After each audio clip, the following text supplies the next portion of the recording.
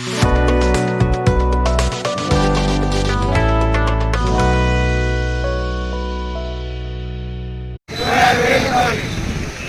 వేతనం 26,000 చెల్లించాలి. కనీస వేతనం కాంట్రాక్ట్ కార్మికులకు చట్టబద్ధ హక్కులు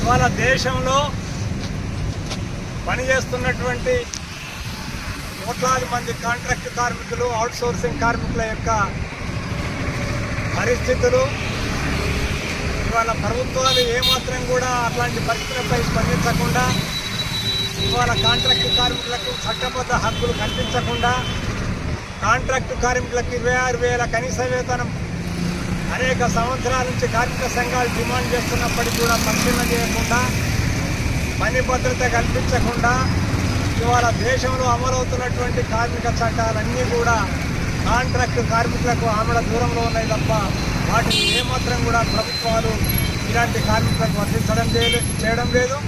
ఈ కాంట్రాక్టు తర్వాత అవుట్సోర్సింగ్ కార్మికుల యొక్క సమస్యలపై చర్చించేందుకు సెప్టెంబర్ 7వ తేదీన హైదరాబాద్ సుందరయ్య విజ్ఞాన కేంద్రంలో రాష్ట్ర సదస్సును ఇవాళ IFTU జరగబోతుంది.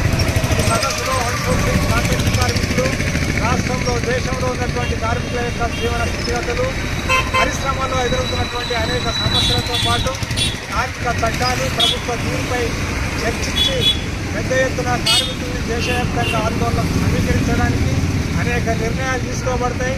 కనుక సెప్టెంబర్ 7వ తేదీన హైదరాబాద్లో జరిగేటువంటి సదస్సులు ఈ రామగుండం పారిశ్రామిక ప్రాంతం నుంచి వందలాది మంది తరలి విజయవంతం చేయాల్సిందిగా మేము రామగుండం పారిశ్రామిక ప్రాంత కార్మిక వర్గానికి IFTU రాష్ట్ర కమిటీ, జిల్లా కమిటీ విజ్ఞప్తి చేస్తున్నాం.